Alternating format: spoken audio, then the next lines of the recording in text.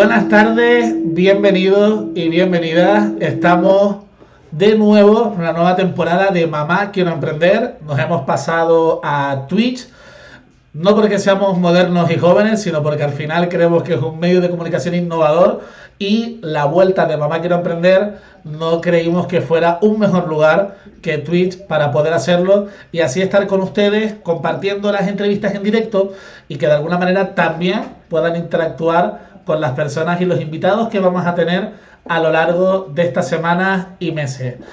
En esta primera ocasión tenemos la suerte de poder contar con un invitado, el cual a mí me alegra mucho tenerlo aquí con nosotros. Creo que para empezar esta nueva temporada es una persona súper inspiradora que nos va a inspirar su historia y como hacíamos el año pasado en pandemia, pues que de alguna manera nos motive a levantarnos de la silla y a poder seguir esos proyectos emprendedores que tenemos en mente. La persona que va a estar con nosotros hoy es Ousmane Umar. Buenas tardes y bienvenido, encantado de que estés aquí con nosotros, Ousmane. ¿Me oyes, Ousmane? A ver si tenemos algún problema. Ahora sí. Era yo que tenía el micro apagado, yo te presenté, hice la introducción y no lo pudiste escuchar, pero bueno, comentaba de que contento de tenerte aquí con nosotros, de que estés en este primer programa que volvemos a hacer y a emitir en esta nueva temporada de Mamá Quiero Emprender y que eres una persona inspiradora que queremos que nos inspire y nos motives a levantarnos del sillón en la tarde de hoy. ¿Cómo estás? Bien, muy bien, encantado de poder saludarte y poder participar en esta tertulia, esta entrevista, esta conversación contigo. Me imagino que cansado porque, bueno, te sigo y no paras, estás, si no, de un lado para otro, creo que estuviste en Ghana hace poco también, todos los días dando entrevistas y de alguna manera comunicando esa labor que tú haces. Mañana sacas el libro, tienes otro proyecto por delante de correr al país de los blancos. Vamos a ir hablando parte por parte, pero bueno, ¿se hace difícil esto o cómo consigues llevar ese ritmo? Bueno, yo creo que es cuestión de simplemente hacer lo que uno realmente sientes que quieres hacer. Cuando estás haciendo las cosas porque realmente lo sientes, sales dentro, no hace falta mucho esfuerzo. Sí que es verdad que, bueno, somos humanos y los días son 10 de 24 horas y a veces parece que, bueno, que las horas te faltan muchas horas, pero creo que estoy bastante contento y muy agradecido con lo que estoy, sobre todo por la buena fe de la gente, que todo esto se ha logrado gracias a muchísimas personas que creen y confían que el cambio es posible. Hablas de lo que te mueve al fin y al cabo es la pasión, ¿no? Esa pasión de lo que estás haciendo ahora y que es el motor para poder seguir con tus proyectos. Vamos a ir poco a poco introduciendo para las personas que no te conozcan. Tú eres una de las personas ahora mismo más influyentes en cuanto a emprendimiento social, o así por lo menos lo identifico y te meto dentro de la lista de los emprendedores sociales que tengo. Tienes una historia detrás de vida muy importante e inspiradora para cualquier persona que nos escuche, ¿no? O sea, tú naces en Ghana un martes, como siempre comentas. No sabemos qué día ni qué mes. Por supuesto, porque claro, en mi tribu y mi etnia esto no tiene importancia. Y un gran ejemplo, a veces la gente se piensa, ¿cómo puede ser que alguien nazca y no sepa cuál es su aniversario o cuántos años tenga? Pero lo más importante es que si hacemos un poco de memoria, hubo un secretario general de las Naciones Unidas, se llamaba Kofi Annan.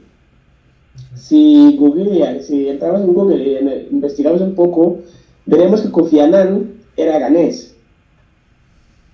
Y era ganés, aunque acabó casando con una mujer de Canadá y bueno, vivía entre Canadá y Ghana, pero era ganés y su nombre Kofi en el dialecto, en el tribu de los Ashantis, significa nacido en el viernes.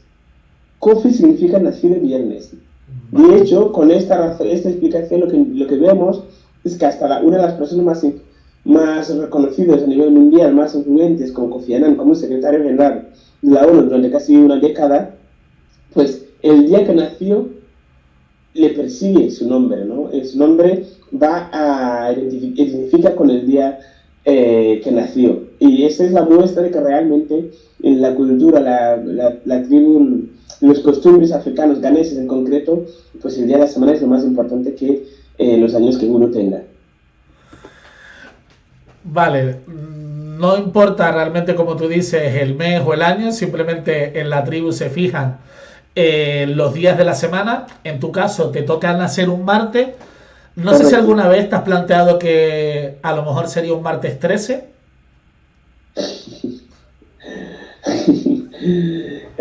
Sí, podría ser un martes 13 o un martes cualquiera, sí, cierto. Pero sí que es verdad que con los pocos recursos que teníamos, una vez ya aquí, con con las oportunidades que tenía, pues hicimos la máxima investigación y análisis posible para llegar a descubrir qué martes fue.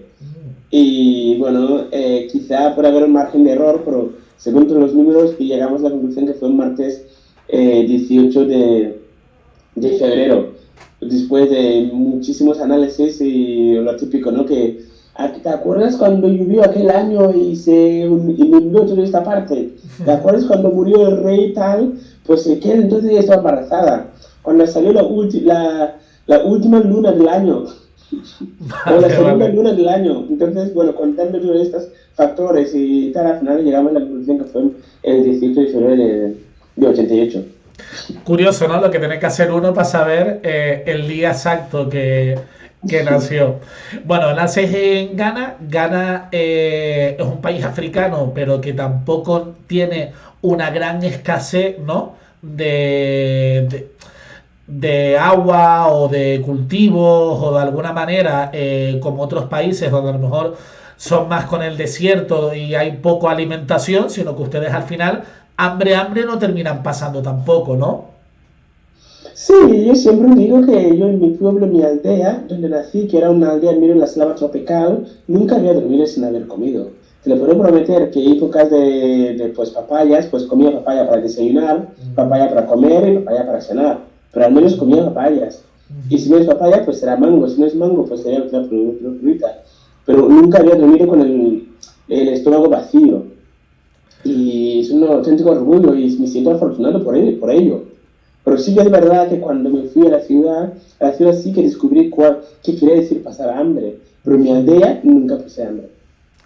Vale, o sea, a mí me pasa lo mismo que a ti con las papayas, pero con los aguacates. Cuando es época de aguacate, yo estoy mañana, tarde y noche comiendo aguacate también.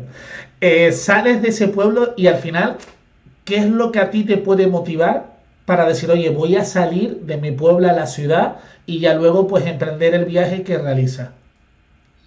Bueno, yo creo que hay un factor que es el motor de todo, que fue la curiosidad. La curiosidad fue el motor que desemprendió todo. Igual que en el siglo XVII, si no me equivoco, Isaac Newton, durante la pandemia de la peste negra, me parece, tuvo que abandonar la universidad y volver a su pueblo. Y entonces Isaac Newton estaba sentado en el porche, delante del porche, y veía como una manzana caía de arriba abajo. Y pensó, qué raro, ¿por qué la manzana no cae a la vez? Preguntas absurdas, quizá. Pero esta curiosidad de querer entender por qué la manzana cae de arriba, abajo, y no al revés, llevó a descubrir una de las fórmulas más importantes de la tecnología que hoy tenemos, que es la fuerza de la gravedad. De alguna manera, hice algo parecido. Lo que pasa es que en vez de tener la piel blanca, yo soy negro. Entonces no tiene mucha importancia lo que yo haga o diga. Pero si tuviera la piel blanca quizá cambiaría alguna cosa, ¿no? Pero creo que tuvo una curiosidad parecida a lo de Isaac Newton. Porque claro, la pregunta era, ¿por qué aquel avión podía volar? En cambio, mi juguete que había fabricado por mis propios medios no era capaz de moverse ni un único centímetro, sino que había que poner una cuerda y estirarla. Hasta que tuve que coger una piedra al suelo, me tiré hacia arriba y me cayó encima de la cabeza. Suerte que no era muy grande y no me hizo mucho daño, pero no podía entender por qué la piedra no era capaz de sostener, en cambio el avión sí. Esta curiosidad es lo que me acabó empujando a salir del pueblo con solamente 9 años para ir a aprender chapistería y soldadura en la ciudad. Simplemente la curiosidad, fíjate tú, de algo que igual para nosotros muchas veces puede ser algo tan común como el ver un avión pasar, ¿no? Algo tan sencillo de este tipo. Claro. Sí, estamos hablando de dos mundos bastante, aunque estamos viviendo, los dos mundos están en el mismo planeta, estamos hablando como si fueran dos planetas o galaxias distintos. Y en mi realidad, en mi cultura, en mi país donde yo nací, pues no es tan común, no es absolutamente nada común lo que aquí se da por hecho, o aunque los niños no entienden, pero lo dan por hecho que es así y punto. Nadie se cuestiona cómo este aparato vuela, al menos de los niños en lo que yo tengo entendido. Claro, sí, al final hay muchas cosas que las terminas dando por hecho, ¿no? O como entran dentro del día a día de cada uno, pues no entras a buscar más información o no te despierta, como tú comentas, esa gran curiosidad, ¿no? Para emprender el viaje. Cuando decidiste escoger y venir, como tú llamas, al país de los blancos, claro, o sea, a ver, mi madre, vamos a mandarle un saludo, ya que esto se llama Mamá Quiero Emprender, es la financiadora de este programa. Entonces, le dije el lunes, oye, mami, cómprame este libro, por favor, en Agapea, que es una librería aquí en Tenerife, que suele tener todo tipo de libros. Había ido a otro y no lo había encontrado. Pues me lo leí en una tarde el libro, que lo sepa. Me pasé de friki. Un récord casi. No, una lectura ligera y más o menos entretenida. Era como, y como vas contando las cosas como por capítulo, vas queriendo saber por dónde continúa el viaje. Y claro, había veces del libro que me tenía que parar y decir, claro, pero es que era un niño. O sea, era chiquitito cuando emprende el viaje, que hay cosas que te pasan que dices, es una locura. Si para mí, siendo a lo mejor ya grande, mayor y demás, me costaría un niño, es complicado, ¿no?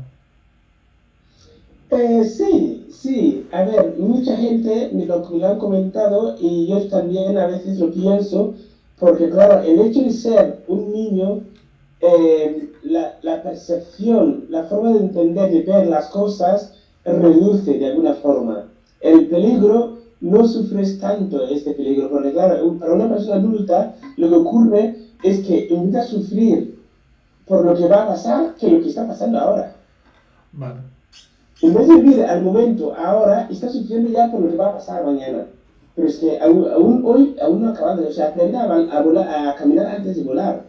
Yo creo que el hecho, la gran diferencia entre un niño y un adulto es justamente esta, ¿no? Que el niño ve las cosas de hoy, aquí y ahora. Y el adulto no ve esto, pero está más preocupado para mañana que lo que pasará hoy, de alguna forma, ¿no?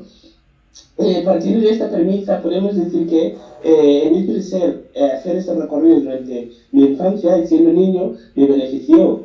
Pero también hay que reconocer que estamos hablando de un recorrido, un camino que prácticamente la ley que maneja es la ley de la selva. El más fuerte es quien manda. Eso quiere decir que si yo tengo una botella de agua y el compañero, el que es más fuerte que yo, le hace falta, te coge la mano, te lo gira y te lo quita. En fin, hay muchísimo, o sea, por un lado te beneficia, pero por otro lado es un auténtico desgracia, porque sufres demasiado más comparado con los compañeros. Y yo creo, sin duda, que he tenido mucha suerte, sin duda, he tenido muchísima suerte, por lo que nunca estaré suficientemente fuerte. Tuve la suficiente fuerza para agradecer la suerte que he tenido. Por eso, cada día aprovecho para dar las gracias a todas las personas que siguen apoyándome y que esta historia pueda llegar a ser contada dando voz, sobre todo, a la gran mayoría que no llegaron con vida para poderlo contar.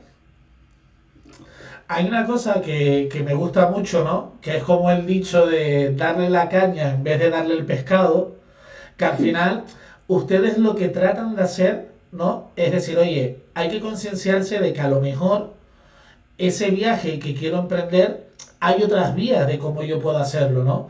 Y que al final, como dices, es un viaje que es súper largo y por lo que tú cuentas, pues al final es tu historia. Pero es que como la tuya tiene que haber muchas otras historias y peores también, ¿no? Y al final tratar de ahorrar ese camino. Sabes que ahora tenemos una problemática, por lo menos aquí en Canarias, en Tenerife, donde yo soy, ahí en ujú. las raíces un campamento de un grupo que, pues bueno, no les gustan las condiciones en las que tiene y ha intentado rebelarse, ¿no? Y al final mira fotos y ves fotos también y se hace complicado pensar que todavía el día como en los momentos en los que estamos, ¿no? En la actualidad, pues siga pasando este tipo de cosas también. No hace falta irse tan lejos. Sí, yo sinceramente creo que estamos hablando de una problemática global, compleja, y hace falta un compromiso humano, eh, falta un poco más de humanidad en el tema. O sea, sí que es cierto que el tema es muy complejo, es difícil, etcétera, lo que quieras, pero hace falta un poco más de empatía y humanidad.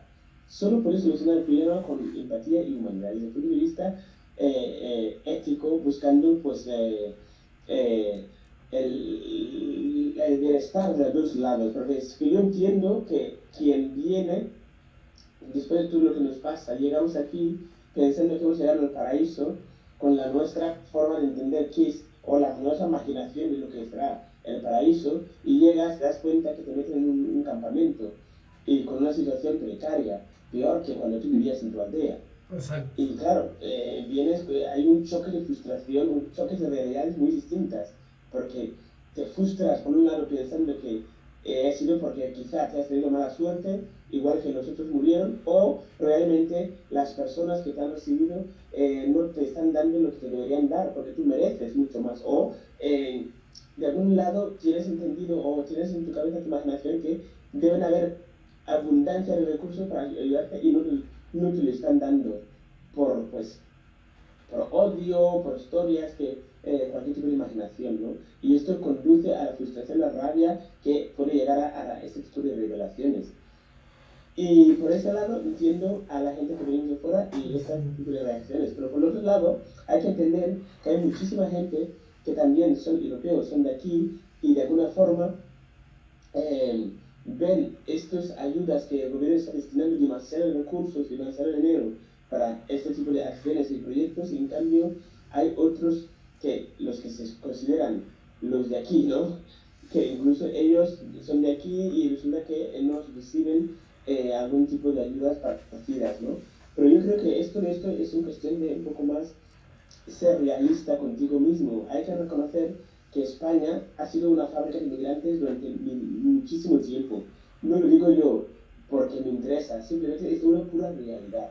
La realidad, y hay realidades que son, o sea, yo creo que la inteligencia humana debe ser capaz de dar un paso más allá, aparte de solamente nuestros intereses, nuestras conveniencias, pero reconociendo verdades que ayer fueron verdad, hoy son verdad y mañana van a ser verdad. España ha sido una fábrica incondicionalmente de inmigrantes. Ahora, ¿qué me vas a contar tú de que estamos hartos de inmigración? O sea, vamos a ver. Hay que Hay analizar. poca memoria a veces, ¿no? De no recordar lo que tú comentas, pues esos momentos malos o negativos que hemos tenido en la historia, que han sido muchos y que nos han empujado a eso, a salir de nuestro país. Aquí por lo menos nosotros en las Islas Canarias somos islas también que hemos tenido que salir fuera toda la vida y miras los datos, como tú comentas, y son datos demasiado elevados también. Pero bueno, hace falta que las personas recuerden la historia y que al final, pues oye, donde un día fuimos nosotros que necesitamos esa ayuda, pues ahora simplemente nos toca recibir, ¿no? Recibir, no, dar, mejor dicho, y Sí, recibir sí. con los brazos abiertos a estas personas. Me gusta también que hagas esa visión de las dos partes, porque al final, como tú dices, es un problema tan complejo, donde cada argumento por cada una de las partes puede ser válido, que es Ujú. muy complicado poder sacar una única verdad o realidad, ¿no? Cuando las realidades son muchas.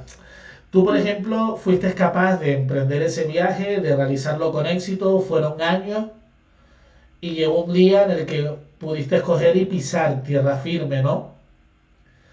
¿Cuál es esa sensación cuando pisas y cuando sabes que de alguna manera ese objetivo ya lo has conseguido? ¿Qué es lo que recuerdas de ese momento? Es que, si tengo que ser sincero contigo, em, el momento que pise tierra firme, lo único que me pasó por la cabeza es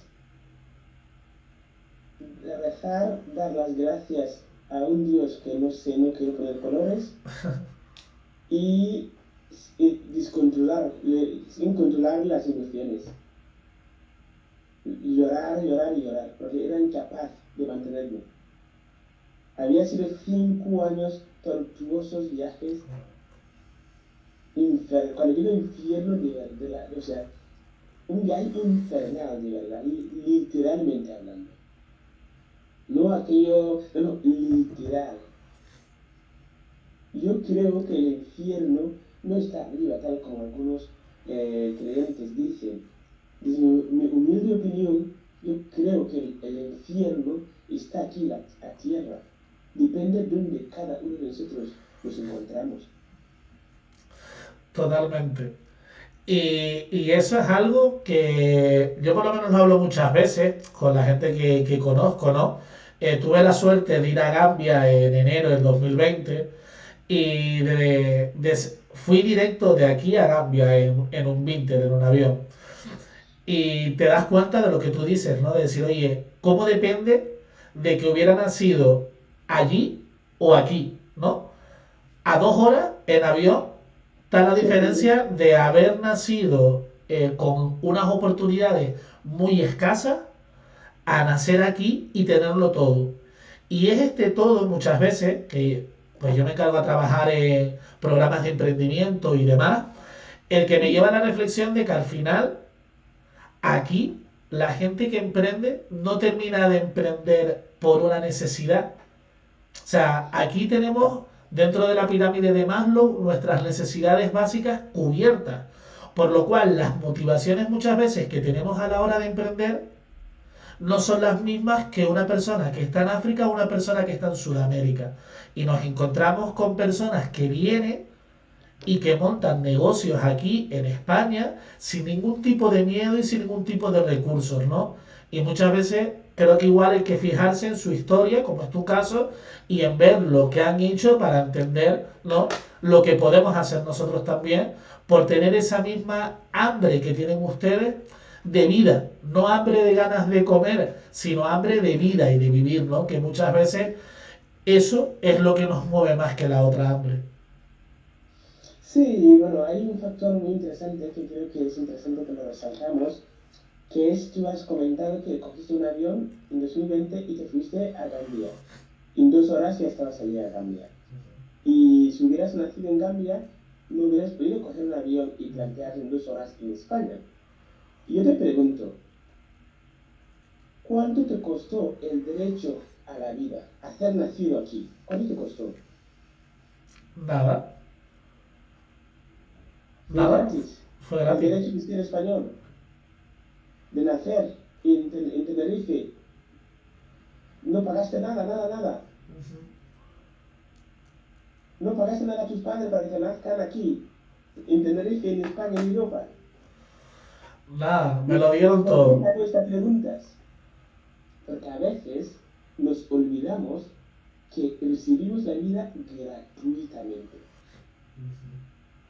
Hay una frase del Papa Francisco que decía, lo que tú recibes gratis, déselo también gratis. ¿Quiénes somos tú y yo para decidir si estos chicos que llegan a Canarias tienen derecho a vivir aquí o no? Si tú tu vida lo recibiste totalmente gratis. ¿Por qué vas a cuestionar el derecho a la vida del otro? La verdad que sí. Ante eso, mira que yo soy de hablar y me gusta, pero no tengo una respuesta, sino creo que es mejor esa reflexión, ¿no? Y esa frase que dices del Papa Francisco, dijiste, ¿no? Sí, correcto. Al final creo que esa frase es con la que tenemos y debemos de reflexionar todo. Bueno, llegas a, por ir continuando e ir en el hilo de la historia, llegas a Fuerteventura, encima, llegaste a la isla que se parece más al desierto, ¿no? Llegas huyendo del desierto y te vas a la isla de las dunas. Sí, sí, Y de ahí consigues ir a Málaga, luego llegas a Barcelona. correcto. Vale. ¿Cómo pasas de todo lo que eres capaz de ver en África, ¿no? A llegar a una ciudad como Barcelona y de repente estar solo y tener que buscarte la vida. Bueno, yo diría que ya llevaba muchos años solo en la vida. También es verdad. Tenía- Tuve un amigo, un gran amigo Musa, con quien me compartimos los 3 semanas que tardamos en cruzar el desierto del Sahara, donde nos murieron todos los compañeros y sobrevivimos él y yo y 4 más. Y luego también en Libia estuvo tú contra el mundo, siendo un país, hablan árabe, no tiene nada que ver con mi idioma en mi casa, tuve que vivir allí 4 años. Finalmente dos veces la patera logré llegar a Fuerteventura, así que llevo muchos años solo. De hecho, Musa murió en el primer intento del mar, así que volví a estar solo. En fin, o sea, no solamente llegué a Barcelona ciudad solo, sino que llevo muchísimos años solo por el mundo siendo un niño menos de 13 años, ¿no? Pero sí, reconozco que sí llegué a la ciudad de Barcelona en febrero de 2005 con prácticamente 17, 18 años, sin absolutamente, no conocía ninguna palabra en castellano, no tenía nada, estudios, no tenía nada, ningún euro tenía en el bolsillo, o sea que estaba yo contra el mundo. Y cierto que no fue fácil, o sea, es como si yo te cogiera y te quitara, pues de repente, el móvil, la cartera, el DNI, todo, te quito todo, y los bolsillos sin nada, y te cojo como si fuera un globo, y te dejo en Kumase, por ejemplo. Tú me dices, ¿qué es Kumase? Pues a mí me pasó exactamente lo mismo. O sea, para mí, cuando llegué a la ciudad de Barcelona, entendí que esto era la selva del cemento. Que a veces es peor que la selva natural, ¿no? Peor que la selva natural, porque claro, yo estaba acostumbrado, yo conocía los tipos de árboles que podía comer y que no. Aquí en Barcelona no había árboles para comer. Y acabé descubriendo que en la basura la gente a veces tira comida, tira pan, y yo comía en la basura. Pero aprender a vivir en la selva del cemento, yo creo que es peor que la selva africana, que yo estaba acostumbrado a vivir allí. Terminas, como dices tú, buscando entre la basura y buscándote ahí un poco la vida. Y cómo se da o cómo se arma, ¿no?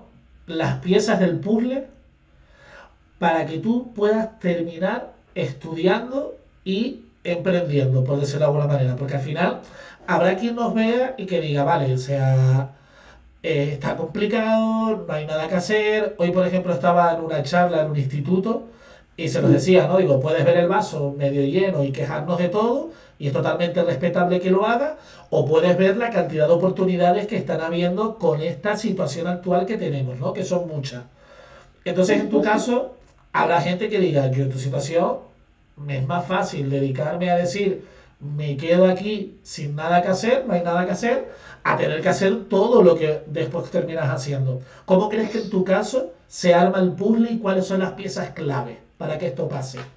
Sí, mira, yo sinceramente no me considero un genio ni mucho menos, simplemente creo que he tenido muchísima suerte en la vida, mucha suerte.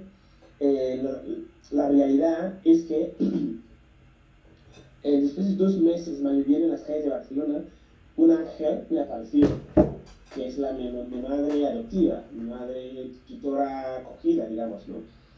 Y porque claro, casi ya tenía 18 años, o sea que legalmente no me podían adoptar, sino simplemente podían hacer mis tutores legales hasta cumplir los 18 años. Y volvían a hacer, pero tuve la gran suerte que esta familia me cogieron y me llevaron a su casa. La primera día que dormí en casa lloré como un niño.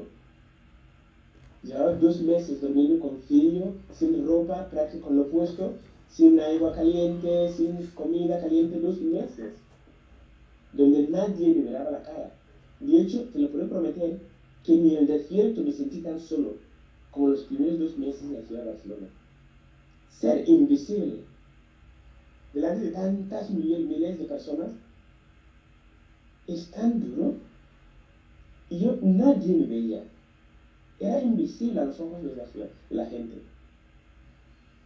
Y yo me tocaba, me sentía, me duele, siento que estoy aquí físicamente, pero la gente no me veía la cara, no me veían.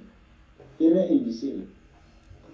Durante 2 meses, un día a otro, estaba en una casa con una familia que me iban a dar de comer, duchar, vestir, me habían metido en la cama como un niño de 5 años. Me dio un beso a mi madre, mi nueva madre, apagó la luz y salí de la habitación. No fui capaz de cerrar los ojos de un único minuto. Pasé toda la noche llorando, preguntándome por qué y por qué. ¿Qué he hecho mal para merecer tanta tortura? ¿He matado? ¿Por qué Musa no? ¿Por qué esta persona no? ¿Por qué las familias no? ¿Por qué yo? Pasé toda la noche llorando hasta el día siguiente por la mañana que llegué a la conclusión que la pregunta no tiene que ser por qué, sino para qué. Es muy fácil autocastigarte preguntando por qué yo, por qué si yo lo he hecho bien, por qué suspendo ese examen, por qué a mí me dejan, por qué si yo siempre he hecho bien las cosas. Basta de castigarnos, pregunta para qué te servirá aquella experiencia que has adquirido. Yo llegué a entender que no había llegado por ser el más fuerte del grupo, ni el más inteligente, sino que había llegado porque había que cumplir mi propósito de vida. Tenía una misión en esta vida. ¿Y cuál es mi misión? La primera era ser la voz de todas aquellas personas que perdieron la vida en el mar o en el desierto del Sahara. Y en segundo lugar, trabajar en el origen del problema para evitar que futuras víctimas caigan en aquella trampa infernal que yo caí. Entonces, cuando llegué a aquella conclusión, entonces entendí por qué había llegado con vida. Esa conclusión a la que llega, el inicio para poder llegar a esa conclusión es esa noche donde es la primera noche que te acoge, ¿no? Y después me imagino que empieza un trabajo de tratar de buscar cuál va a ser, ¿no? Esa gran misión y visión que tienes en la vida.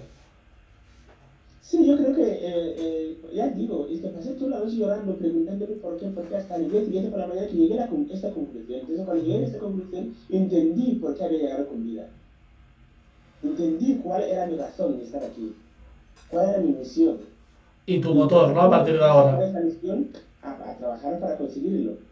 ¿Y qué descubrí? Que los blancos no son médicos por ser blancos, tampoco son pilotos de avión por el simple hecho de tener la piel blanca, sino que hay algo llamado educación. Hacia esto que hablamos, te hago una pregunta que es la pregunta típica, pero bueno, es decir, ¿la persona emprendedora nace o se hace? Bueno, yo creo que se puede definir y discutir de muchas maneras, y yo creo que la verdad absoluta no existe, pero sí que es cierto que creo que alguna cosa innata debes tener. Pero yo confío que en la vida todo se puede aprender. En este caso, tú comentas que una de las características, ¿no? de tu viaje y todo este tiempo ha sido la suerte. Esa suerte muchas veces se busca, ¿no? De intentar estar... La suerte no cae del cielo, se trabaja. O se trabaja, exacto. ¿Qué crees tú o qué piensas que puede servir para que más personas como tú que llegan aquí, sea de África, de Sudamérica o de otro país o del este de Europa, puedan tener herramientas para poder emprender sus proyectos al igual que tú lo has hecho? No, yo creo que lo que hace falta es la gente no confía en sí mismo, hay que confiar en ti. Hay que saber que depende de ti, es que aquello que te dicen, tú no estás hecho para las matemáticas, tú no te da bien las letras, que tú no estás no sé qué. Aquello que te dicen, esto son mensajes negativos que lo único que hace es desanimarte. La persona que realmente te conoce y te entiende es a ti mismo. Y hay que confiar en tus capacidades, en tus habilidades. Tú sabes, eres la única persona que sabe cuáles son tus puntos fuertes, tus puntos débiles. O sea, tú puedes tener el mejor profesor del mundo, puedes tener el mejor entrenador del mundo, si no chutas la pelota no entrará en la red. Es así de fácil. Ya puedes pagar que Messi, que es el mejor jugador del mundo, que te vengan a entrenar a tu equipo. Si no da la pelota, nunca entrará en la red. Eso es la realidad. Nos han hecho creer, nos han masticado siempre, tú lo has masticado, que cuando te toca a ti masticarlo, digo, uy, yo para masticar esto, pues espero que me lo den ya masticado. Pero porque desde pequeños siempre nos han enseñado a darle todo hecho. Hay una frase que a mí me encanta de uno de los jeques de Emirato Árabe, creo que es Dubái, que decía que los hombres, que tiempos difíciles crean hombres fuertes. Hombres fuertes crean tiempos buenos. Tiempos buenos crean hombres débiles. Y hombres débiles acaban creando tiempos difíciles otra vez. De alguna manera, ya dice, pues cada uno puede extrapolarlo como quiera, pero yo lo entiendo y lo veo clarísimamente. Desgraciadamente, el tiempo tan difícil que he tenido me ha convertido, de alguna forma, pues, un hombre fuerte, de alguna manera. O sea, no me malinterpretáis, pero bueno. Entonces, ¿todas las personas necesitan sufrir para ser fuertes? Yo creo que no.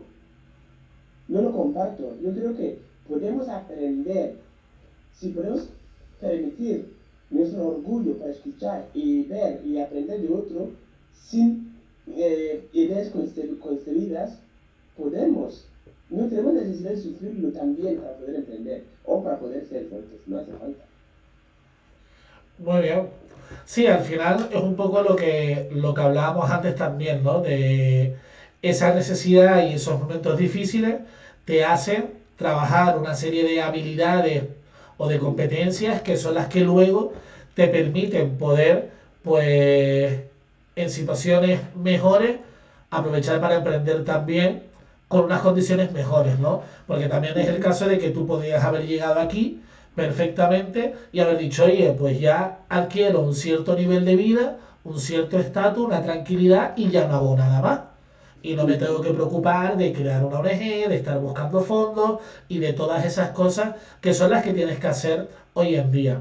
¿Crees que hacen falta más ejemplos o más referentes de personas que han emigrado y que han emprendido? Yo creo que sí, que hay que dar más visibilidad y más ventana, más altavoz a estas personas de emprendedores, referentes positivos. Yo llamaría referentes positivos porque referentes negativos no hace falta llamárselos, ahí ya se salen salen por todas partes, ¿no? Pero claro, tener un referente positivo creo que es algo que es muy difícil darles una plataforma, una forma que puedan levantar esta voz, porque las malas noticias son las que más corren.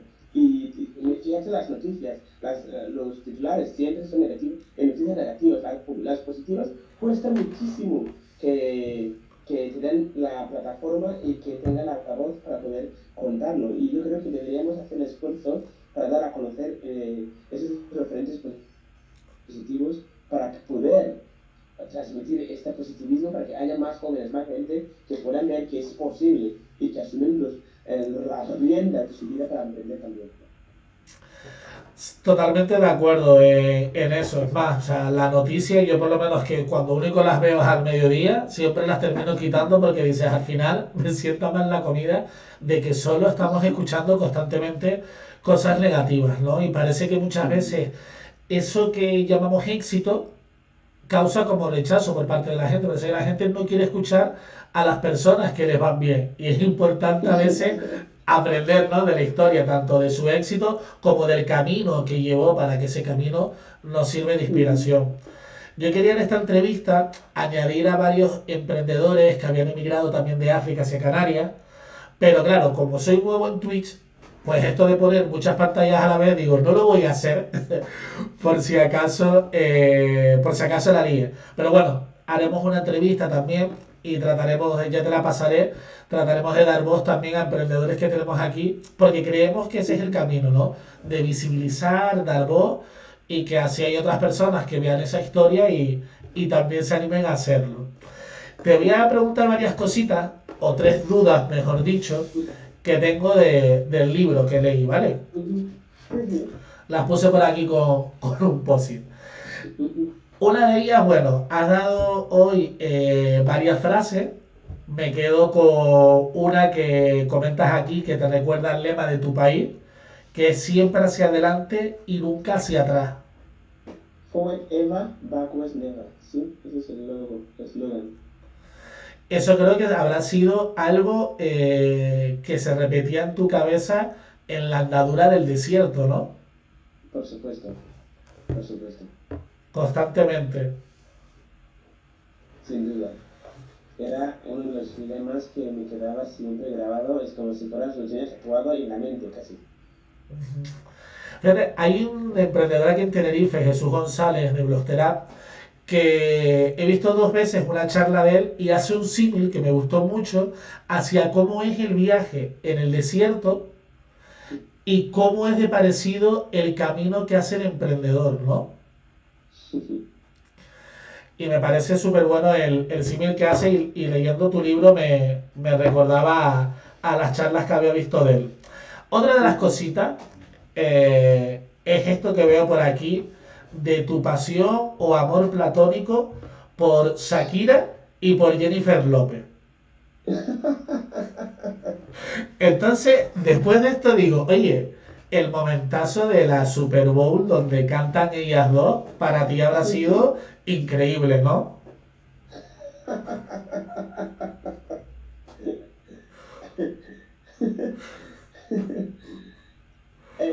Bueno, la verdad es que no he tenido la oportunidad de verlo, lo he escuchado y he visto algunos pequeños trozos, pero no he tenido la oportunidad de verlo, ese Super Bowl entero, pero sí, escucharon que ha sido un éxito, un éxito, una barbaridad, porque teniendo en cuenta que ya tienen una cierta edad y que han salido cantantes mucho más, sex symbols mucho más jóvenes, pues teniendo en cuenta pues, la energía que desprendieron aquel acto, pues creo que dejaron una buena huella, pero aún no lo he podido ver.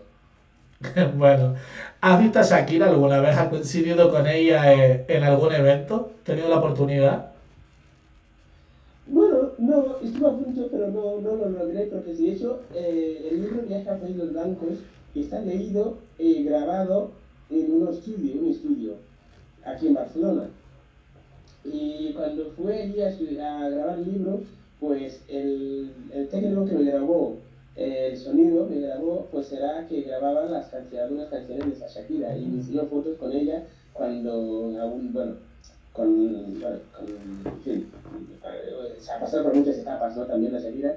Y de hecho me acuerdo que me sentí muy frustrado porque yo sabía que era muy alta, tenía pelo rubia, no sé qué, y tenía pelo negro y me hicieron fotos reales y fue un choque bastante... Pero aún no he tenido la oportunidad de conocerla personalmente, aunque sí que lo intenté porque me hacía mucha ilusión enviarle una copia del libro, porque aquel momento es tan oscuro y tan turbio y había situaciones pues que la única luz que nos iluminaba era ese fin de semana poder ir a casa de Ultacum y pues pasar a ver estos videoclips de ellos y de ellas y ver un poco de una esperanza, ¿no? Un poco de humanidad, un poco de vida, ¿no? También. Y bueno, me hacía mucha ilusión poder dedicarle el libro, pero aún no he tenido la oportunidad. Bueno, esperemos que sea pronto, ¿no? Además, estando Sí, los dos en... lo consigue, o sea, Siempre, siempre, siempre, eso seguro. Y por otro lado, también hay otra cosa que me hizo gracia, ¿no? Cuando leí el vídeo, que es este momento en el de que igual te escucha alguien por ahí en Barcelona y te ficha como campaña política, ¿no? De ese momento donde en el juzgado tú dices, yo español no, yo quiero ser catalán. sí, he visto ya cosas, bueno, lo bueno y lo malo.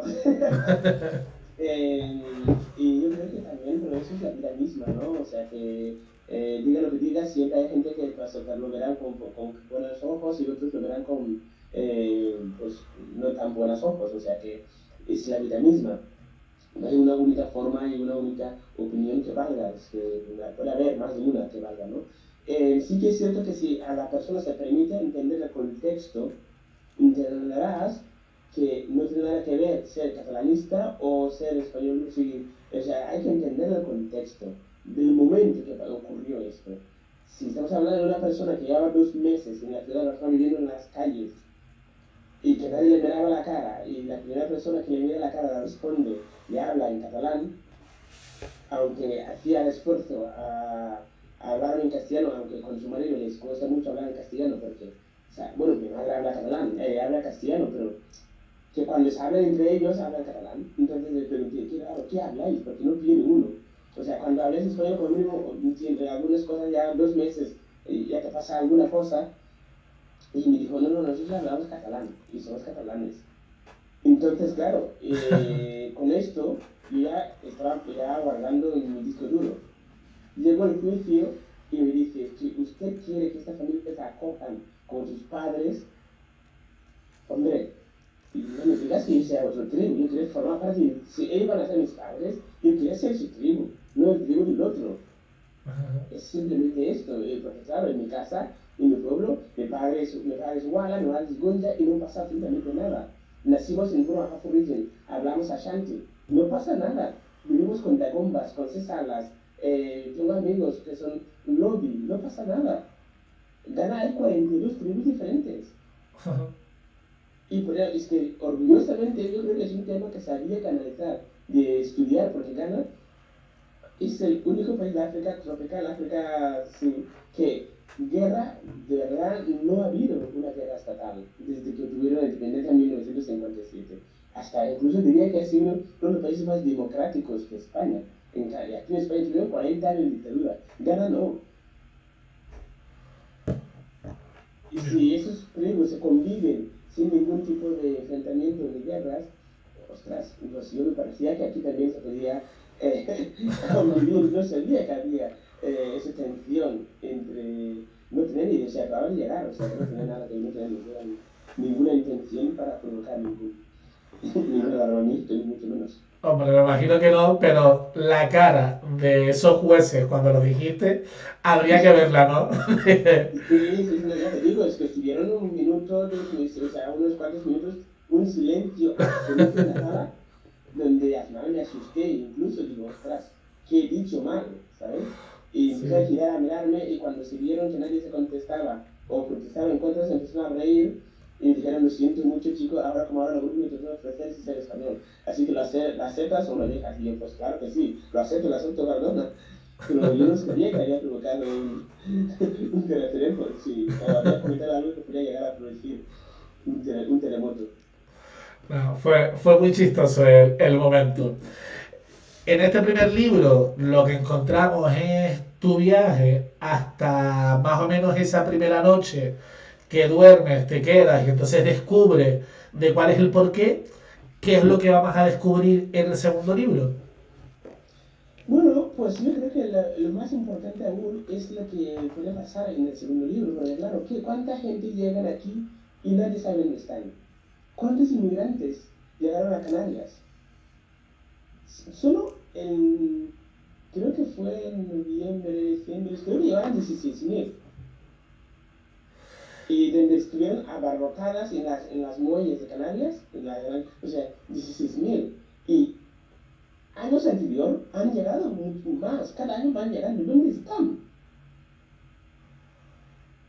Vemos gente recogiendo chatarra por la calle, vemos gente viviendo en se llama el mar del plástico, en Almería, migrantes que malviven, pero nadie sabe dónde están. ¿Cómo sobrevive un pez que le han quitado del mar y le han dejado en la tierra? ¿Cómo sobrevive? ¿Están muertos? ¿Mueren? ¿Cómo sobrevivimos? Exacto. Creo que hay toda una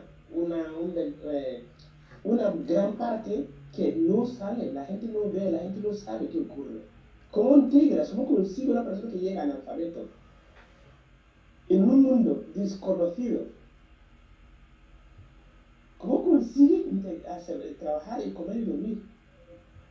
Hay mucho que contar a esta parte, ¿no? Y de hecho, lo que más me hace gracia es la contraportada del libro Desde el País de los Blancos. Tenía una copia por aquí que justamente la gente se ríe, ¿no? Cuando leen la contraportada, porque yo iba al supermercado y preguntaba dónde estaban las cabras. Algo muy sencillo, alguien pensará, ¿por qué dices? ¿Estás loco? Pues no, porque para comer carne tengo que matar la cabra. O tengo que matar la gallina. O el gallo. Y llego al supermercado y resulta que yo no veía la carne. Para que hagas una idea, ¿no? Entonces, hay una buena parte gracioso, una contradicciones, culturas distintas, choque de culturas, y me explicó más o menos toda esta parte que no se ve. Claro. No, al final lo importante, no sé si entras también esa continuidad que hacen muchas personas, ¿no? O sea, estaba ahora buscando el dato que decías, en noviembre 2020, sí, 16.000, había crecido por mar un 1000%, un poquito más de un 1000% el número de personas que llegan. No sé si hablas también de ese viaje que luego tienen que hacer, porque muchos de ellos irán pues a Francia o a Alemania o Inglaterra u otros países. Sí, justamente hay algún capítulo que habla de los compañeros de viaje y compañeros de cuando llegan donde están, qué están haciendo, la gente me ve a mí, yo estoy hablando contigo, pero Sí, Olu, que llegó conmigo en la misma batalla, ¿dónde está? O Chief Defense, que llegó conmigo en la misma batalla, que gracias a él, el primer intento cuando naufragamos fue que me animó a no entregarse a la policía. ¿Dónde está? ¿Y qué hace? También ha aprendido catalán y castellano igual que yo. ¿Y está ahí en la universidad? ¿Dónde está? ¿Y qué hace? claro. Pues lo que estemos haciendo, intentar con este segundo libro, es visibilizar, una vez llegado, que parece que la batalla ya ha acabado, pero yo creo que aquí empieza una auténtica batalla nueva. Cuando llegas, aún empieza un segundo batalla y muy doloroso y muy, muy, muy duro, porque claro, al menos ya has llegado con vida, pero no existes. Claro, y es peor, ¿no? Porque cuando tú ya piensas que tu cuerpo se te relaja, porque hace, o sea, todos esos años que llevas en tensión, que llevas preocupado por sobrevivir, cuando llegas me imagino que el cuerpo se relaja y piensa que ya ha llegado a la solución. Y al final, como comentas, pues oye, queda otra batalla todavía, que es la que hay que hacer y que a veces es hasta más dura, ¿no? De la batalla previa que se hizo, Sí, yo porque lo creo que ves es cerca las peor cosas. porque si te mueres, ya está, ya se acabó, no hay más que hacer. Ya sabes, ya la vida ya se ha acabado pero cuando llegas con vida, piensas que ya has llegado y relajas, y cuando te das cuenta que viene una ola aún más fuerte y te lleva por delante, que es aún peor porque estás vivo, pero es como estás vivo y muerto a la vez. Cierto, sí. Físicamente existes, pero en la sociedad tú no existes. ¿Cómo los llamabas en el libro? Que ahora no lo recuerdo. Los Sneakers o algo thinkers, así. ¿Cómo? los thinkers, ¿no? Los Sinkers, sí, ¿no? Sí, sí, Termina siendo... los hundidos en inglés decimos, ¿no? Pues yo creo que la gran mayoría que llegan aquí, más del 90, 100%, casi el 100% son los hundidos, porque claro, yo me acuerdo de mi proceso a la universidad, por ejemplo, siempre recibe el negro, el negro de la Universidad de Barcelona, que es una universidad pública, siempre recibe el negro de la universidad. Con todos mis compañeros, no había más como yo. Entonces, ¿qué quiere decir? Que todos los que llegan, y desde aquel año hasta ahora, nadie más ha podido llegar a la universidad. Entonces, ¿Dónde están, no? ¿Dónde está esa gente o qué hacen, no? efectivamente. Entonces, claro, con el libro de El País de los Blancos lo que hacemos es poner luz, poner un foco a esta parte que es totalmente invisible. Es peor aún, porque si el mar es lo único que vemos y llegan, el peor es cuando llegamos aquí ya desaparecen del mapa. Exacto. Ya nadie habla de ellos.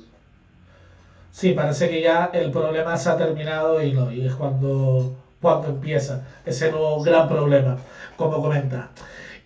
¿Qué consejos le darías a una persona que esté pensando en emprender una iniciativa? ¿Y cómo crees que es importante hacer ese emprendimiento social, ¿no? Ese emprendimiento donde estemos de cara hacia la sociedad y tratando de que repercute positivamente en alguno de los aspectos. Está muy de moda el tema de los ODS, ¿no? Al final, hoy por hoy, cada programa que hay nuevo o evento de temas de emprendimiento ponen los ODS, pero creo que no debe de quedar ahí, ¿no? Sino que hay que profundizar, no sé si hay que cambiar.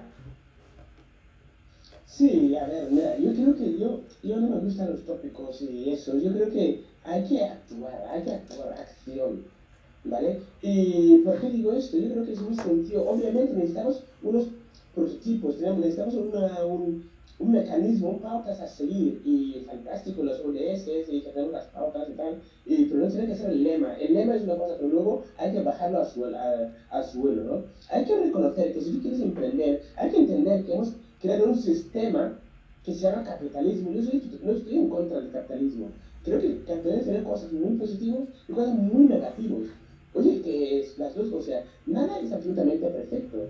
Y yo lo entiendo, yo no estoy en contra, pero sí que estoy pues, creo que cualquier persona que quiera emprender debe reconocer y entender que el crecimiento infinito no existe, no es sostenible. Tú fíjense, cuando eres niño, el brazo, ¿cómo tienes el brazo? Pues mucho más corto. Exacto. Y a medida que vas creciendo, van pasando los días, ¿qué hacen tus células? Se multiplican y van haciendo cada vez más células de tu cuerpo y va creciendo. Pero esto es infinitamente, eso es indefinidamente, no. Cuando creces, vas creciendo, cada vez vas siendo más alto, vas teniendo más cuerpo, más células en tu cuerpo. Llegas a 18 años, ya no pasas. Cuando las células multiplican, lo que hacen solamente es para sustituir las que van muriendo. Ya no haces más, ya no haces más alto, ya no haces más grande, sino que ya solo multiplican para sustituir las que mueren. Pues esto es el ejemplo muy básico y natural y muy directo de que el sistema que tenemos que crear no tiene que ser crecimiento constante hasta el infinito. Es insostenible. Si no, la naturaleza nosotros creceríamos hasta tocar el techo, o incluso más. Hay que crecer, hay que empezar a crecer hacia aquí. Pues esto es, yo creo que cualquier persona que quiera emprender, para mí es la regla básica. Es la regla número 1 que hay que entender. Es mi opinión, ¿eh? No quiero Crecimiento horizontal, ¿no? Sí, sí, sí, totalmente respetable la opinión. Y además está muy bien porque al final no te demarcas en un lado ni en otro, sino que al final hay que intentar de todo quedarnos con la parte positiva y tratar de analizar cuáles son las negativas para no repetirlas, ¿no? No podemos ir en contra del capitalismo y querer emprender ahora solo y hacer proyectos sociales, sino intentar aprender de lo bueno que tiene el capitalismo y solucionar esos errores, ¿no? Que muchas veces pueden ser igual, pues ese crecimiento que tú hablas exponencial de querer siempre más y más y más a costa de lo que sea. Sí, pero hay que entender que naturalmente la sociedad, la naturaleza es finita, no podemos crecer constantemente. Lo que dice, yo no soy médico, pero por lo poco que he leído, he entendido que cuando una célula, un órgano, sigue multiplicando, cuando ya llega a la edad de no crecer, le llaman cáncer. O sea, cuando llegas a la edad adulta, ya no creces, y tus células siguen multiplicando, y no se mueren, multiplican más de lo que mueren, ya le llaman cáncer. Y no hace falta ser un genio para saberlo, o para entender eso. Es súper básico. Por lo cual, el emprendimiento social o todas estas iniciativas sociales pasan a ser más una necesidad que una opción, ¿no? Totalmente, yo creo que es una gran necesidad, cada vez más obvio. Porque si no, nos vamos a pique con el sistema que llevamos. Que nos vamos a pique, es que no puede ser. ¿Por qué necesito tener 20 coches si solo puedo conducir uno a la vez? ¿Por qué necesito 20 relojes si el que vale 50.000 y el que vale 5.000 marcan la misma hora? Eso no lo digo yo, lo dice Steve Jobs en su última semana en la cama antes de morir.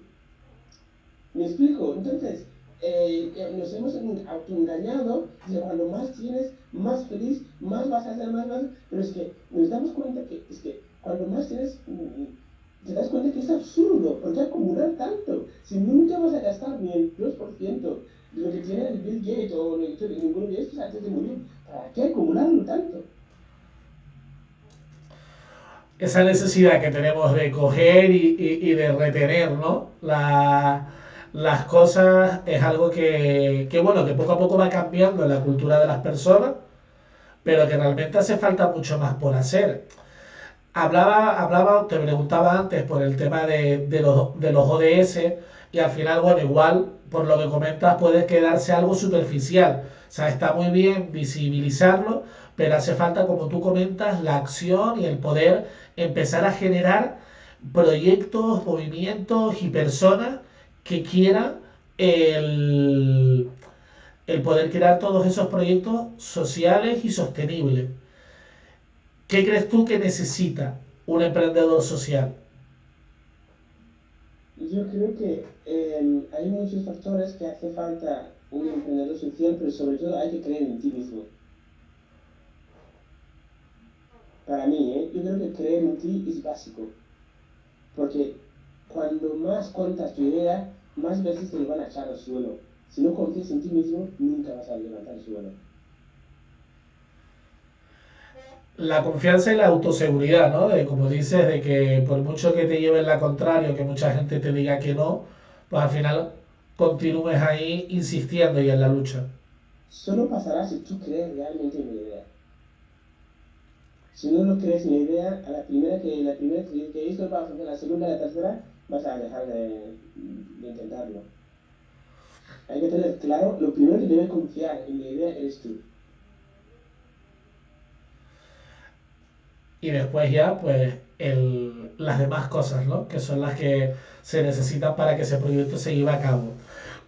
Como proyecto y como proyecto social y demás, has creado uno que es el camino hacia el país de los blancos, ¿no? Sí, yo lo que he creado es un reto corre al país de los blancos, que es un reto colectivo. Lo lanzamos justo al principio de este año, porque yo tengo una ONG, para todo esto que hablamos, la segunda misión o propósito de mi vida, la primera es dar voz a los compañeros. Segundo es trabajar en la región para evitar que futuras víctimas no caigan en esto. Y en ese segundo propósito es fruto de la creación de una ONG llamada NASCO Feeding Minds, que es alimentando mentes. Basta de alimentar estómagos.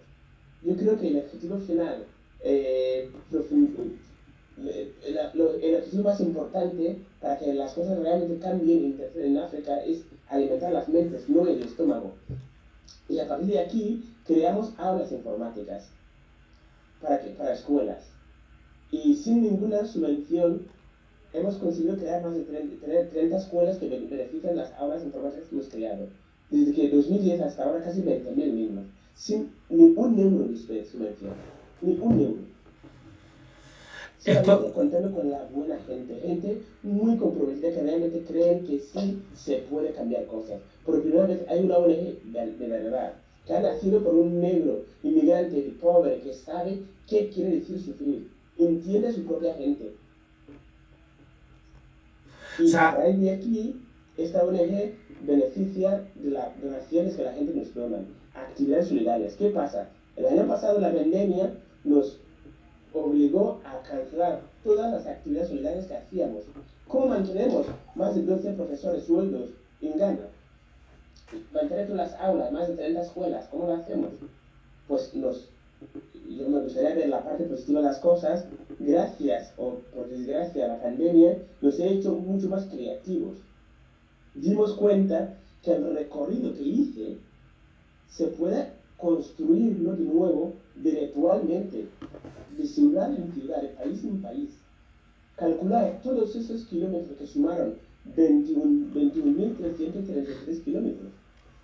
Y entonces, de forma virtual, diseñamos una página web muy interactiva llamada correalpaisdelosblancos.com y cualquier persona desde cualquier lugar del mundo me puede acompañar a hacer de nuevo este viaje virtual. Y cada kilómetro pedimos a la gente que hagan una donación mínima de 50 céntimos. Y actualmente es un auténtico orgullo que estamos ya casi 10.000, 9.000 y casi 10.000 kilómetros que nos han acompañado a realizar. Hemos recaudado más de 10.000 euros. Pues ese es un auténtico orgullo. Y cualquier persona que quiere aportar su granito de arena, la forma más sencilla y directa es apuntar en la página web correapaíslosblancos.com y sumar tus kilómetros solidarios. Aparte de esto, la ONG NASCO Feeding Minds, desde que fundó hasta ahora, los primeros chicos que estudiaban informática ahora son programadores. Y es un auténtico orgullo informar que desde el día 1 de marzo ya tenemos un primer contrato que oficialmente no lo podemos comunicar, pero ya tenemos un primer contrato de una empresa española aquí en Cataluña que ha dado un contrato a 4 de esos chicos y están trabajando desde allí.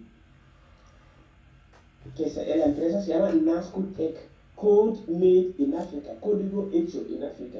Y esta empresa lo hemos lanzado, lo hemos creado para demostrar a las grandes instituciones que la inmigración tiene solución. Aquí tienes la fórmula. Es cuestión de dar formación, dar certificación y oportunidad de trabajo en su casa. Nadie va a venir a Canarias a aquella manera. A estas 4 personas que hacen un programa, ni regalado van a venir a Canarias a estar apinado en aquella situación. A mí no me vengan a decir que no tenemos que hacer con la inmigración. Tiene solución. Si no, yo sí que lo tengo. Y aquí tengo la muestra. De alguna manera, como buen emprendedor al final, y si nos vamos a hablar de metodología, tú lo que estás haciendo con evidencias es demostrar de que al final ese proyecto tuyo y esa hipótesis que en su momento lanzaste está más que validada. O sea, al final has creado esta ONG, la creaste con fondos propios y la ayuda, me imagino, de personas que tendrías alrededor y has formado a esos chicos hasta poder tener trabajo y desarrollar código, ¿no? O sea, mi enhorabuena por la noticia y felicidades grandes por ese gran logro que han conseguido, ¿no? Porque al final lo que comentas es que si esto se replica y se destinan más fondos para este tipo de cosas, pues habrá muchas más personas que, oye, no todos pueden ser programadores, pero hay un montón, ¿no?, de puestos de trabajo que pueden realizar. Y lo bueno de hoy en día de Internet es que desde África pues pueden estar trabajando para una empresa de Barcelona. Cualquier empresa, es que hoy en día no hace falta. Hace 10 años, cuando yo empecé y yo intentaba explicar el modelo de que por qué hacía clases de informáticas para lograr que eso se pueden trabajar y dedicar, la gente me decía que había fumado marihuana. Porque nadie se confiaba que alguien, una empresa puede dar un trabajo. El día de mañana tendrá que trabajar desde casa. Había que ir cada día físicamente al taller, al trabajo, donde está para ir a hacer el trabajo. Desgraciadamente, la pandemia nos ha dejado una evidencia que no hace falta ir al trabajo. Lo puedes hacer desde cualquier rincón, en tu casa, de cualquier lugar del mundo. Y no me siento orgulloso que la pandemia me haya puesto en evidencia o haya demostrado que lo que estaba haciendo no estaba tan loco, pero sí que me siento orgulloso porque facilita bastante más el trabajo, que la gente entienda por qué lo hacía y cómo se puede replicarlo. Gracias a la pandemia también se ha acelerado toda esta transformación digital, por lo cual igual lo que te hubiera costado en su momento más años en hacerlo, ahora mismo, pues oye, estás en ese momento que es el momento oportuno, ¿no? En el timing adecuado para poder proponer este tipo de cosas. ¿Cuál es el camino? O sea, ¿cuáles son los siguientes objetivos que tienen marcados? No, bueno, yo sinceramente, yo creo que siempre hay una frase que lo dije una vez en el Mobile World Congress, me invitaron a Mobile World Congress y me dijeron, de aquí 4 años, ¿qué te gustaría ver? ¿No? Yo le dije que quería convertir Ghana en Silicon Valley de África. Y la gente se reía, digo, pero tío, tienes ambiciones demasiado grandes, ¿no? Pues hay que soñar en grande. Hay que soñar en grande. Me encantaría replicar esta fórmula a todos los países de África, pero reconozco perfectamente que tengo limitaciones, mis capacidades están muy limitadas, y especialmente los recursos que necesito para ampliar esto, pero confío que con acciones como lo que tú y yo ahora mismo estamos haciendo, esta oportunidad de poder estar en tu plataforma, pues más gente conocerá esta historia y crearán en lo que estoy diciendo y saldrán a gente que nos apoyarán a poder hacerlo. Sí, seguro que sí, que cada vez hay más iniciativas que se están conociendo en cuanto a poder trabajar, ¿no? En el origen, que es lo que tú comentas, de que igual el problema no está en poner un muro aquí y parar, sino de alguna manera hacer cosas en el origen para que esa persona no sienta la necesidad de tener que salir o de jugarse la vida en un viaje de 5 años. Que igual, con ese trabajo, igual van a venir en avión en el mismo vuelo que cogí yo, que tardé 2 horas en venir. Y sin ninguna necesidad de jugarse la vida. Osman, no te quiero quitar mucho más tiempo, llevamos 1 horita y cuarto y sé que seguramente estás cansado. No sé si, bueno, te iba a comentar, igual tienes que ver algún partido de Champions, pero ¿tú eres del Barça o serás del Madrid? No, soy de Barça, soy de Barça. Yo también, yo también. Ah, Primero qué del bien. Tenerife, luego del Barcelona, pero bueno, ya nos eliminaron de la La Champions. Champions, sí. Confiaba en que pudieran remontar en París, no se dio.